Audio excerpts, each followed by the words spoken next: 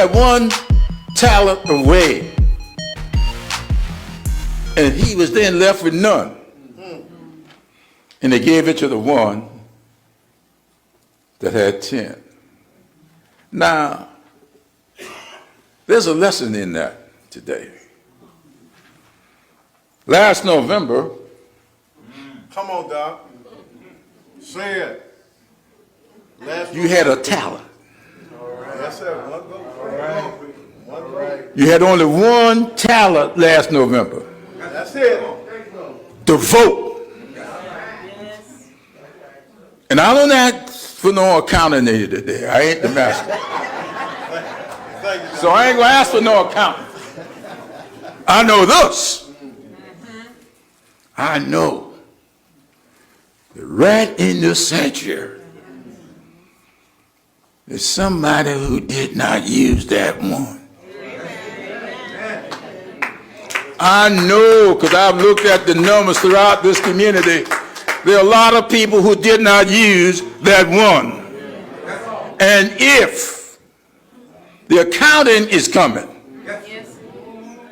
that one could very well be taken away. All right. Well, just listen. Listen, Doc. To your news reports. Just read the headlines. And there ain't no guarantee that that one talent won't be taken away. That's it. All right. Yeah. How do I know? Because it's happened before. That's right. Come on. I tell everybody I proudly represent the 6th Congressional District of South Carolina. But I ain't the first African American to serve in Congress from South Carolina. I'm the 9th. That's right. There were 8 before me. The only problem is there are 95 years between number 8 and number 9. Why? Because that little thing called the vote was taken away. And so there are 95 years. Now, let me give you some background on Jim.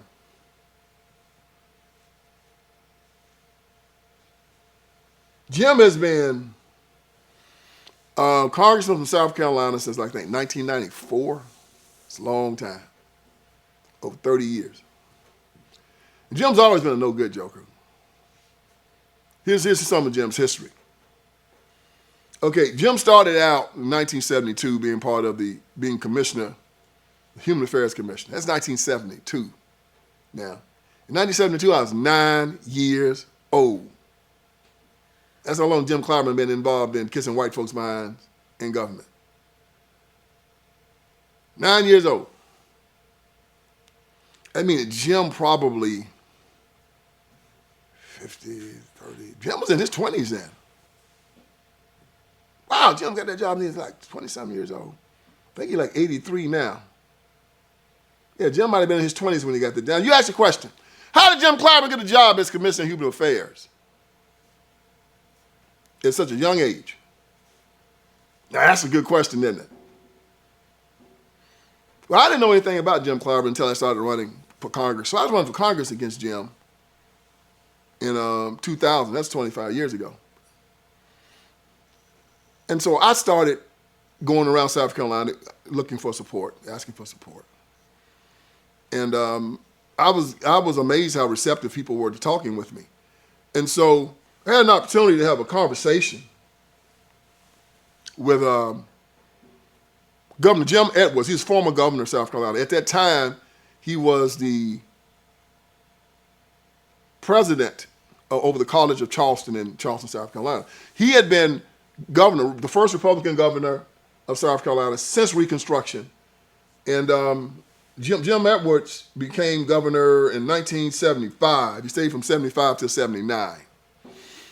And interestingly enough, Jim was a Republican. And guess what Jim told me? He said Jim Clyburn worked for him. Jim worked for a Republican?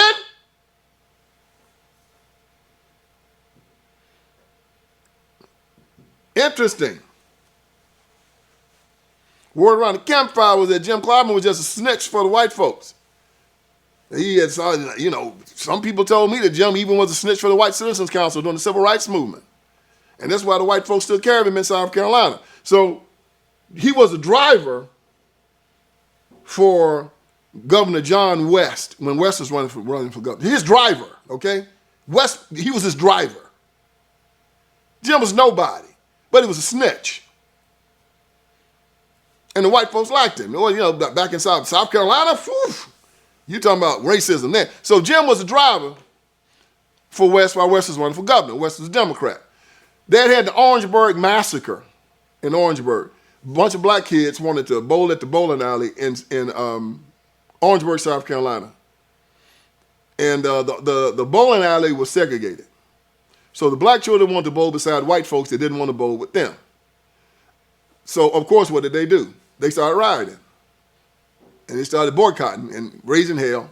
Police called out. Somebody, I think, threw a trash can at one of the police, and the police shot into the crowd. Killed 3 of them. Yeah. 3 folks got died because they wanted to go bowling with white folks. Ain't that about the stupidest damn thing you ever heard in your life? But they proud of it. So it was a big to-do. It was a bunch of, you know, jokers went to jail, this and that and the other. And it's one of the lesser known things that happened during the Civil Rights Movement. But yeah, 3 black men got killed, and a lot of them got injured because they wanted to bowl beside white folks. I just want you to think about that for a moment. Bold. As I've said before, and I'll say it again, it is not a situation to me whether or not you say black folks is about the fact that they should be able to go where they want to go. I'm saying, yeah, okay. But the question is, why would you want to go somewhere where you're not wanted? I go to the bowling alley, white man say, I don't want no N-words in there. I say, but I ain't no N-word, but I don't want to be in your bowling alley nowhere, punk. I'll give you my money to be mistreated? Oh, not these people. They're just like Jim Clyburn. If they're not beside white folks, they don't feel like they have any worth whatsoever. So even if they got the force and you coercion, they got to be beside the white man. That's just so stupid, man. I mean, that's just so stupid. And build your own bowling alley. Make it better than theirs.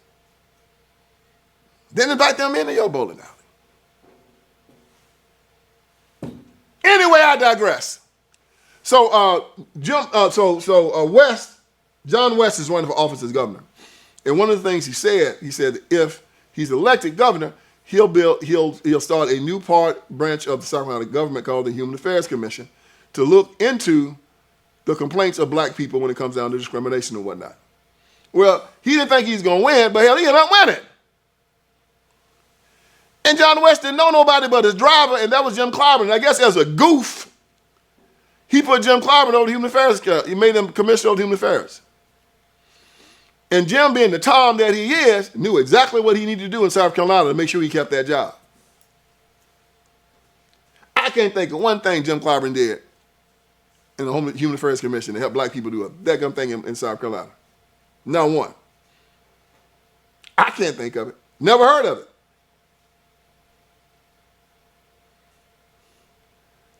Everything that came down, he would fix it for the rich white folks' favor and leave the black people in the lurch.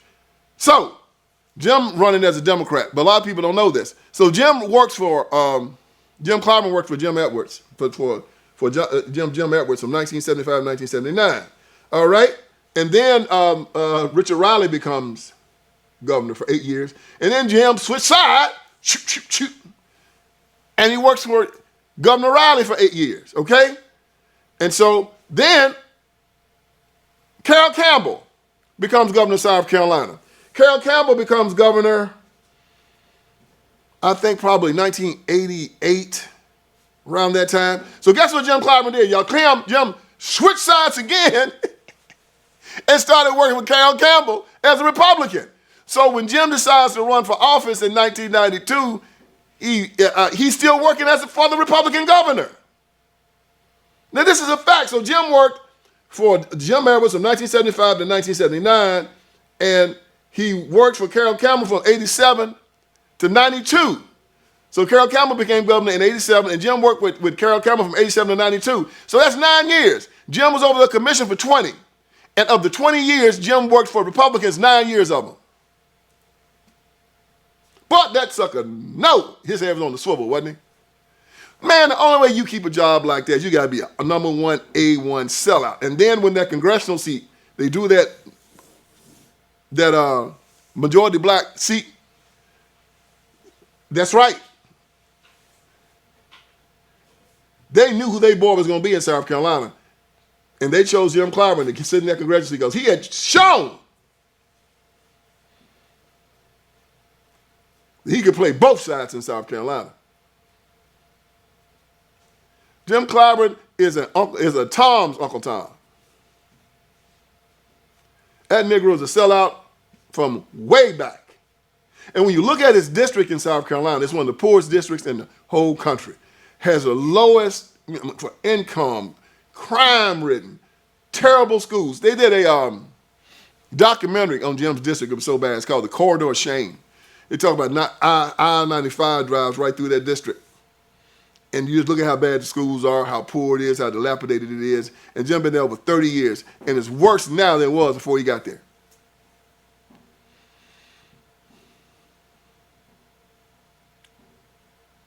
Now, how does Jim keep that district? It's very simple. I told you about Operation Rat, F-U, blank. You know, it's a terrible word, so I'm not going to use it. But Operation Rat, blank.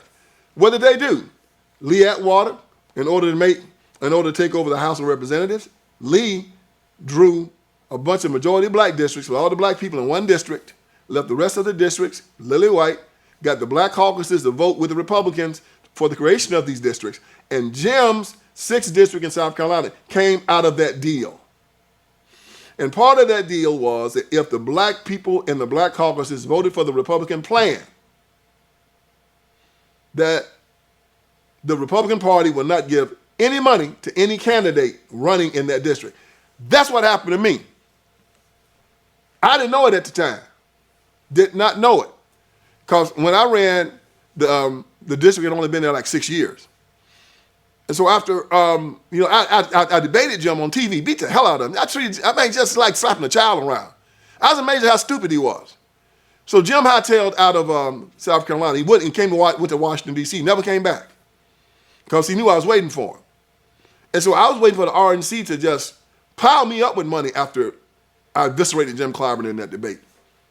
Wouldn't say anything. And I didn't understand why until I was finally made privy to the deal that they made, Operation Rat, F-U-C-K, where they said that they don't give any money to any candidates that run in these majority black districts as long as these black Democrats vote for the Republican redistricting plan.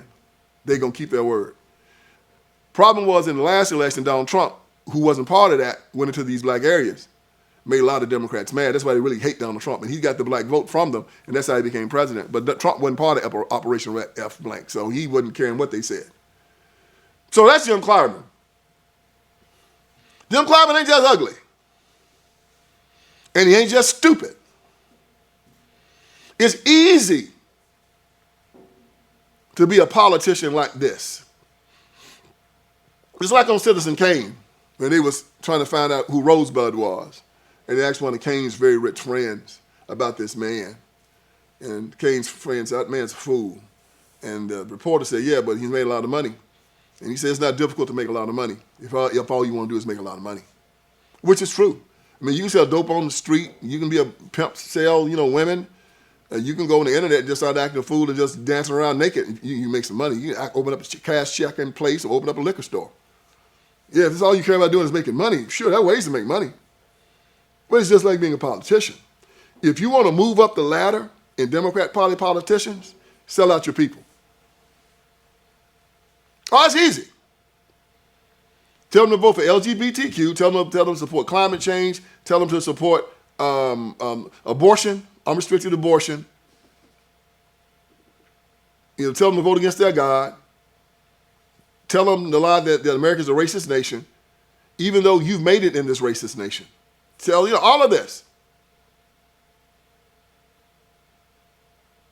And then as soon as Jim became a congressman, Jim used to have a house, living in a black neighborhood in South Carolina. As soon as Jim became a congressman, Jim bought us a big plot of land on the lake and moved into an area with a lot of rich white Republicans and left all those black folks behind. He moved on Lake Santee. And he tried to lie when I hit him with it in the debate and tried to say he still lived in the same house in South Columbia. No, he did. Jim moved away from all them black folks. Jim's like a rapper. He's like Tupac and all them rappers. As soon as he made some money, he got to help him. All them black people moved with a bunch of rich white folks on the lake in a gated community and said, "The hell with them Negroes." And now he in the church trying to get black folks to turn away from God, which is what they usually do. So that's Jim, y'all.